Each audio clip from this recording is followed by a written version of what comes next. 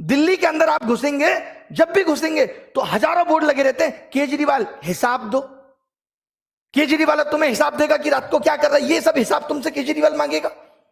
और मांगने है तो फोन पे मांगो, तुम्हारे पास केजरीवाल का नंबर नहीं है। संसद में मांगो, विधानसभा के सत्र में मांगो। इन सब चीजों में एमसीडी में पैसा लगाने के लिए तुम्हारे पास पैसा है, नौकरी देने के लिए पैसा नहीं है। ये मैं दिल्ली सरकार से भी कह रहा हूं, डीएसएसपी की नौकरी 2014-15 की पेंडिंग है। एक समस्या है, हलवा समझ के रखा है। चिताएं जला दें अपनी अपने परिवार की, रोटी देने वाला नहीं है कोई माँ बाप को। हर उस एक युवा की आंखों के आंसू से पूछिए जो आज अपने माँ बाप को बूढ़ा होता हुआ देख रहा है और उनके लिए कुछ नहीं कर पा रहा। आज 25-26 साल का बालक जो 4 साल से तैयारी कर रहा है बाप के पैसे पे, आज जब वो उनको बूढ़ा होता हुआ देख रहा है तो उसकी आंखों में आंसू के सिवाय कुछ नहीं है। क्या उसकी तमन्ना नहीं थी कि वो अपने माँ बाप को कुछ सुख सुविधा दे सके? बताइए मोदी जी, आपसे पूछता है, युवा पूछता है, भारत नहीं पूछ रहा है। अर्नब नहीं हूं मैं, इनकी फैमिलियां नहीं है, इनका परिवार नहीं है। मीडिया आके कागज का एक टुकड़ा एक रद्दी के रूप में रह गई, उससे मिलने वाला कुछ नहीं है। तो अभी सभी लोग एक हुंकार, एक पुकार, एक जवाब। 25 फरवरी ये दिन याद रख लीजिए।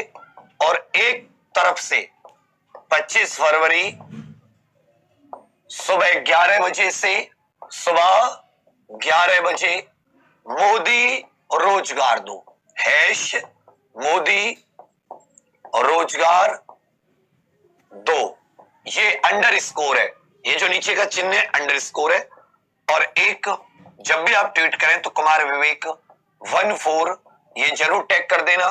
बाकी प्रधानमंत्री मोदी जी और अपने होम मिनिस्टर, सरकार के जितने भी, क्योंकि ये बात सिर्फ एसएससी रेलवे की नहीं है, ये पूरी की पूरी व्यवस्था की। हालांकि जब हम किसी राज्य के लिए आवाज उठाते हैं तो बहुत से लोग हैं जो ऐसे चुप मार के बैठ जाते हैं, वो फिर अपनी तरफ से कुछ नहीं कहते। फिर अचानक से जग करे गुबार, तो वो नहीं होना चाहिए, ये कभी कभी का नहीं होना चाहिए। काम कर रहे हो देश में, बट एक बात माननी पड़ेगी, केवल एक बात मैं क्रिटिसाइज करूंगा कि आप युवाओं को रोजगार देने में पूरी तरीके से फ्लॉप रहे हो। कुली नंबर 1 फिल्म से भी ज्यादा फ्लॉप रहे हो आप युवाओं को रोजगार देने में। बाकी आपने कितने भी बढ़िया काम करे हो।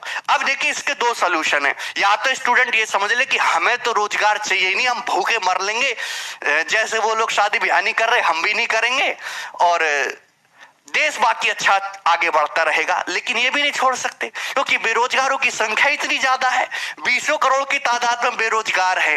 भाई जिसका बिजनेस ठप हो गया है तो वो भी एक टाइप से बेरोजगार भी।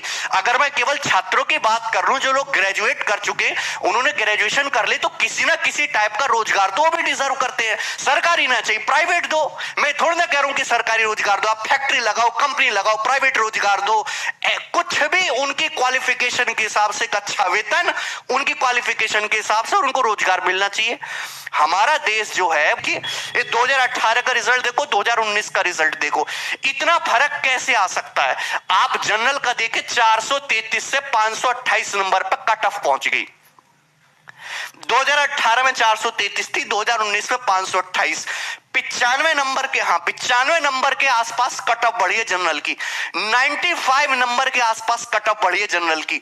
आप देखिए, जनरल और ओबीसी मैक्सिमम 2 ही कैंडिडेट होते हैं। 2018 में जो गैप था जनरल ओबीसी में, ये 33 नंबर का था। ये कितना था? 33 नंबर का गैप था।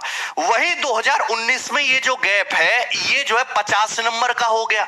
देखिए, आरक्षण एक बहुत जरूरी है, जो तबका गरीब है, पिछड़ा, लेकिन इतना भी नहीं कि एक जनरल स्टूडेंट के विद्यार्थी को गुस्सा आने लगे, उसे अपना जनरल होने का अभिशाप लगने लगे आपके जमाने में। 50 नंबर का गैप कैसे जायज है? कौन इसको जस्टिफाई कर सकता है? आप बताओ, कोई भी जस्टिफाई कर सकता है कि एक जनरल ओबीसी के स्टूडेंट में 50-50 नंबर का गैप आ रहा है, वो भी केवल टियर 2 तक। अभी तो गैप टियर 3 के बाद और बढ़ेगा, फाइनल सिलेक्शन में और बढ़ेगा। बताइए, और हम कुछ कहें तो हम आंदोलन जी भी हैं, है भाई। ये बेवजह के भड़का रहे हैं, देश आगे जा रहा है, तरक्की कर रहा, देश खतरे में निकाल दिया, हमने ये कर दिया और वो कर दिया। अरे सही लॉजिकल बातें करो यार, हैं?